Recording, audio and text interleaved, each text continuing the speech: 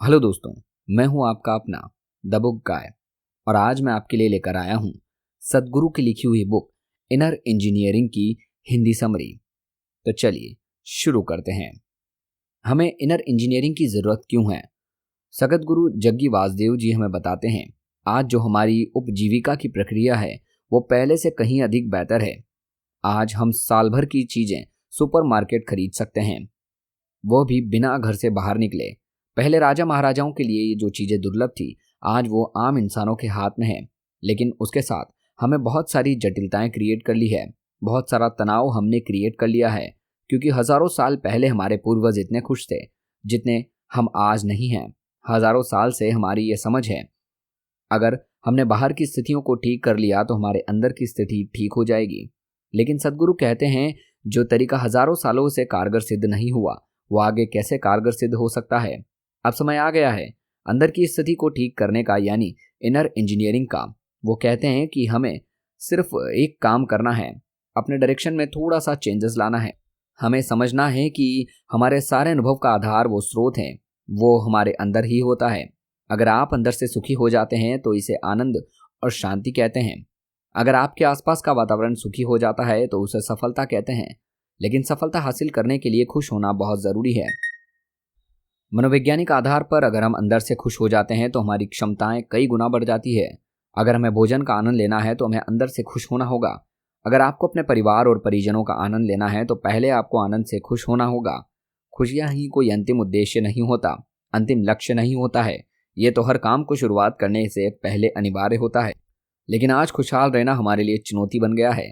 अंदर की स्थिति को ठीक करने के लिए, अंदर से खुश होने के लिए हमने बाहर की चीजों को तहस नहस करना शुरू कर दिया है। अगर ऐसा ही चलता रहा तो पूरी पृथ्वी नष्ट हो जाएगी।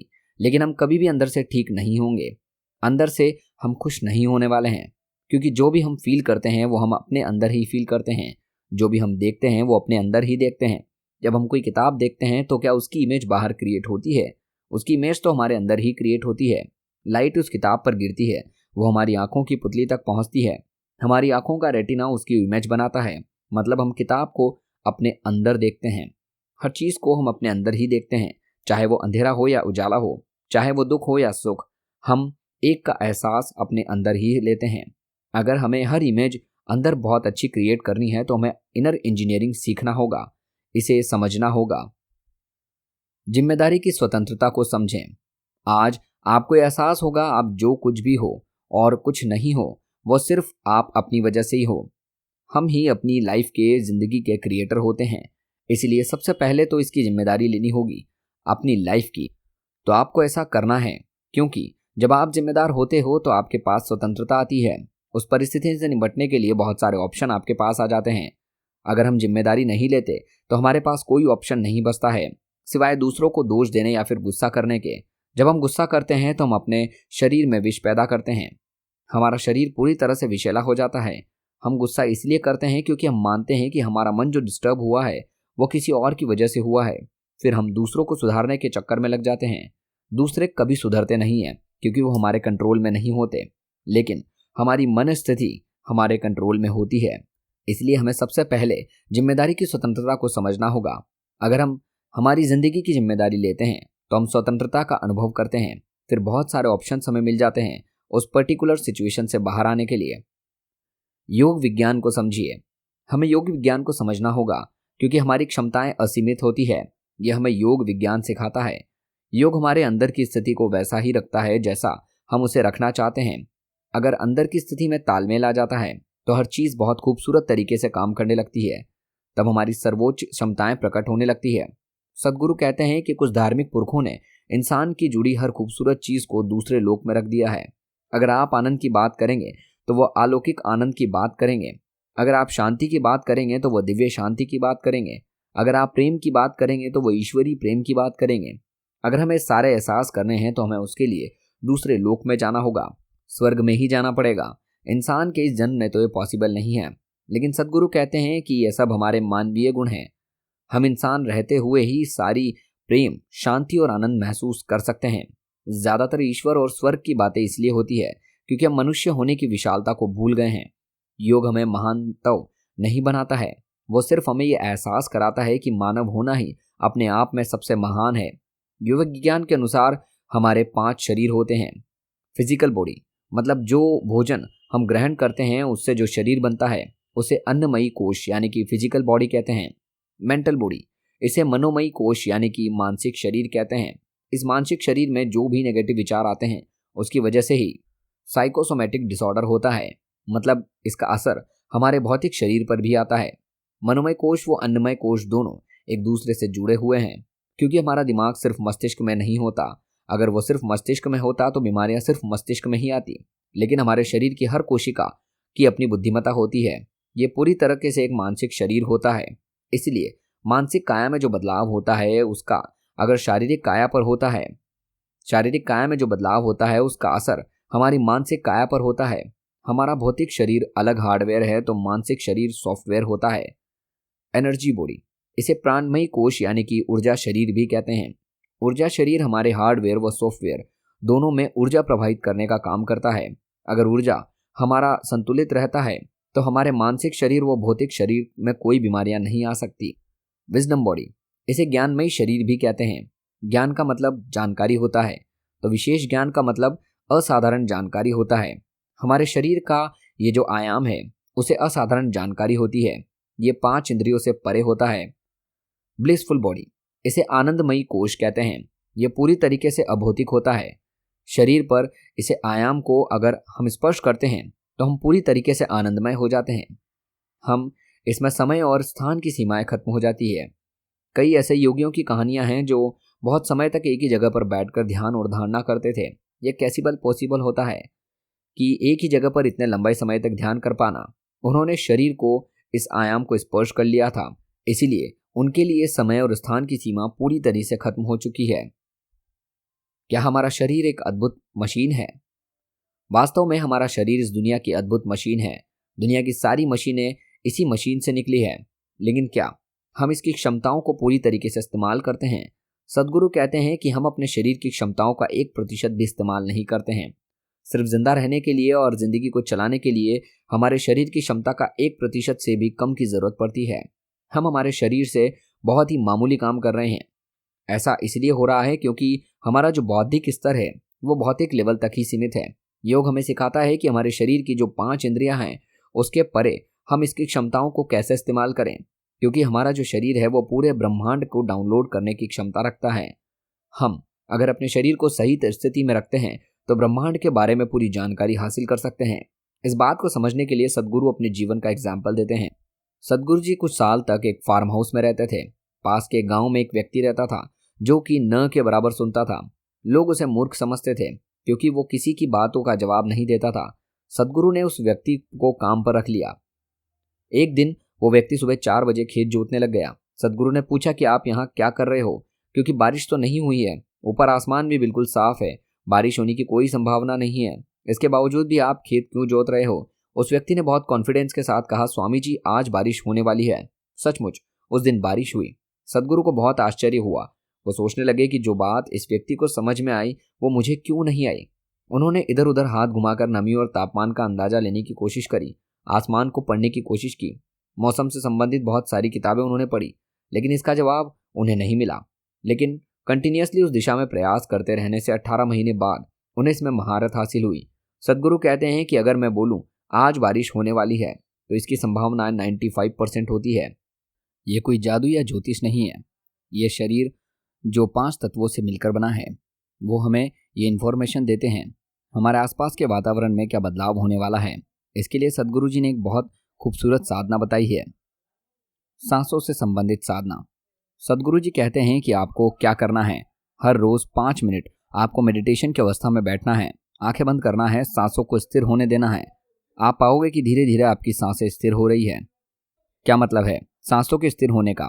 सद्गुरु बताते हैं कि एक आम इंसान 1 मिनट में 12 से 15 बार सांसें लेता है। अगर ये सांसें 12 पर स्थिर हो जाती है या आपके वातावरण में क्या बदलाव होने वाला है इसके प्रति आप ग्रहणशील हो जाते हैं। आपको समझ में आने लगता है आपके आसपास के वातावरण में क्या बदलाव होने जा रहा है। अगर ये सांसें 9 पर स्थिर हो जाती है तो आप प्राणियों की भाषा समझने लग जाते हैं। अगर ये सांसें 6 पर स्थिर हो जाती है तो आप इस पृथ्वी के बदलाव के प्रति संवेदनशील हो जाते हैं। वहीं अगर ये सांसें 3 पर स्थिर हो जाती है तो सद्गुरु कहते हैं कि आप सृष्टि के कृपा के प्रति पूरी तौर पर ग्रहणशील हो जाते हैं। लेकिन एक बात हमें यहाँ पर ध्यान रखनी है, हमें अपनी सांसों को ज़बरदस्ती बढ़ाना है और न ही उसे ज़बरदस्ती कम करना है। बस आपको प्रैक्टिस करते रहना है, धीरे धीरे हमारी सांसें स्थिर होने लगेगी। कौन सा भोजन ठीक है, मांसाहार या शाकाहार? इन सब के साथ आपको अपने शरीर की क्षमताओं को बढ़ाने के लिए भोजन की तरफ भी ध्यान देना होगा। हमारे लिए शाकाहार या मांसाहार कौन सा भोजन ठीक है, सदगुरु जी कहते हैं इस बहस में पड़ना ही नहीं चाहिए। इस बात पर हमारा शरीर हमें बताता है कि उसके लिए किस प्रकार का भोजन सही है। जिस प्रकार के भोजन से आपको बहुत एनर्जेटिक महसूस होता है, उसी भोजन को आपको ग्रहण करना चाहिए। एक तथ्य आपको समझना है, अगर आप कच्चा मांस खाते हैं तो उसे हमारे सिस्टम से बाहर आने के लिए 70 से 72 घंटे लगते हैं। यह हमारे शरीर में 70 से 72 घंटे तक रहता है। अगर आप पका हुआ मांस खाते हैं तो इसके लिए 50 से 52 घंटे लगते हैं। अगर आप पकी हुई सब्जी खाते हैं तो उसके लिए 24 से 48 घंटे लगते हैं। अगर आप कच्ची सब्जी खाते हैं तो उसके लिए 12 से 15 घंटे लगते हैं। वहीं अगर आप फलाहार लेते हैं तो उसके लिए आपको 3 से 3.5 घंटे लगते हैं। आपके काम का स्वरूप कैसा है, आपकी तस्वीर कैसी है, उसके हिसाब से आपको अपना भोजन चुनना है। इसके साथ साथ सदगुरु जी कहते हैं कि आपको अपने पाचन तंत्र को भी समझना है।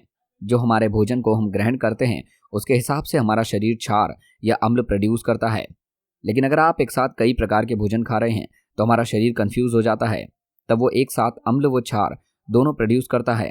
जो खाना हमने ग्रहण किया है वो काफ़ी देर तक हमारे पेट में ही रहता है, वो जल्दी से बाहर नहीं आता, वो वहाँ पर सड़ने लगता है। उपवास का हमारे शरीर के लिए महत्व। सदगुरु कहते हैं कि हमारे शरीर का जो चक्र है 48 से 40 दिनों में पूरा होता है। इस चक्र में 3 दिन ऐसे होते हैं जिसमें हमारे शरीर को भोजन की ज़रूरत नहीं पड़ती।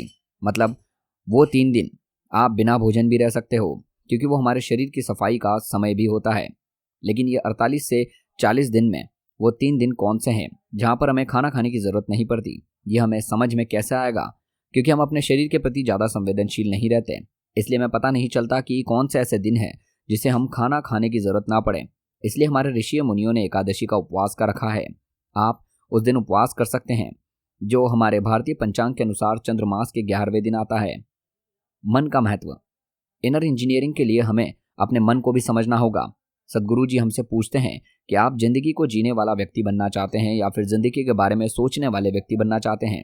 क्योंकि ज़्यादातर लोग अपनी ज़िंदगी 90% जो हिस्सा है वो ज़िंदगी के बारे में सोचने में लगा देते हैं। आपको ज्ञात है कि हमारा पृथ्वी समय से घूर रही है। ये कोई साधारण बात नहीं है, ये बहुत अलौकिक घटना है। सारी आकाशगंगा समय से चल रही है। पूरा ब्रह्मांड बहुत परफेक्ट तरीके से काम कर रहा है, लेकिन हमारे दिमाग में एक छोटा सा घटिया सा विचार आता है, फिर हमारा पूरा दिन खराब कर देता है। ऐसा क्यों होता है? क्योंकि हमारी बुद्धि किसी पर्टिकुलर चीज़ से अपनी पहचान जोड़ लेती है। जिससे भी हम पहचान जोड़ लेते हैं उसी के हिसाब से हमें विचार आने लगते हैं। अगर हम मान लेते हैं कि हम एक इंसान हैं तो उसी प्रकार के विचार हमें आएंगे, उसी प्रकार की भावनाएं महसूस करेंगे। अगर हम अपने आप को किसी राष्ट्र या धर्म के साथ जोड़ लेते हैं तो हमारा मन उसी दायरे में काम करना शुरू कर देता है। उसी प्रकार के विचार हमें आने शुरू हो जाते हैं। लेकिन जब मृत्यु आती है तो हमारी ये सारी पहचान खत्म हो जाती है। सदगुरु कहते हैं कि अगर आप मृत्यु आने से पहले सजग हो जाएं तो ये सारी परेशानियां हमें जीवन में दोबारा कभी नहीं होगी। अध्यात्म के अनुसार मानव मन के प्रकार। हमारा मन 5 स्थितियों में रह सकता है। उसकी पहली स्थिति निष्क्रिय मन होती है। ये मन ज़्यादातर सक्रिय नहीं होता। ये इंसानों में कम लेकिन प्राणियों के ज़्यादा निकट होता है। अगर आप इसे और ऊर्जावान बनाते हैं तो ये सक्रिय मन बनता है। मतलब ये बहुत सारी जगहों पर भटकता है। जो लोग अपने आध्यात्मिक अभ्यास की शुरुआत करते हैं तो शुरू में उनका मन सक्रिय होने लगता है। ये बहुत सारी जगहों पर भटकने लगता है। अगर वो सही मार्गदर्शन में अभ्यास नहीं करते तो बहुत सारे लोग इस भटकाव से थक जाते हैं, मन की सक्रियता से डर जाते हैं, अपने अभ्यास चक्र को बीच में ही रोक देते हैं। अगर आप इसे और ऊर्जावान करते हो तो हमारा डामाडोल होने लगता है। मतलब ये सक्रियता से धीरे धीरे स्थिर होने लगता है, यानी डावाडोल होने लगता है, कभी इधर तो कभी उधर। लेकिन ये सक्रियता से काफ़ी बेहतर होता है। पहले हम 10 जगह पर भटकते थे, अब इसका भटकाव कम हो जाता है। अगर आप इसे और ऊर्जावान करते हो तो ये मन लक्ष्य केंद्रित हो जाता है। फिर पूरी तरह ये एक ही लक्ष्य पर ध्यान देना शुरू कर देता है। अगर आप इसे और ऊर्जावान करते हो तो ये सचेतन मन बन जाता है। हमारा मन जब सचेतन बन जाता है तो ये कल्पवृक्ष बन जाता है, ये जादू बन जाता है, ये चमत्कार बन जाता है। आप इससे जो भी मांग करते हो उसे वो साकार कर देता है। जब आपका मन स्थिर होने लगता है तो आपको शरीर भी स्थिर होने लगता है, आपकी भावना भी स्थिर होने लगती है। दोस्तों, ये थी बुक समरी इनर इंजीनियरिंग की, जिसे लिखा है सदगुरु ने।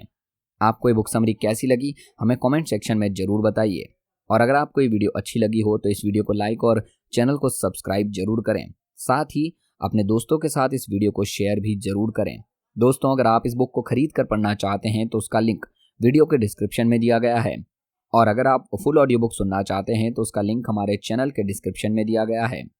दोस्तों, मिलते हैं अगली वीडियो में एक नई समरी के साथ। धन्यवाद।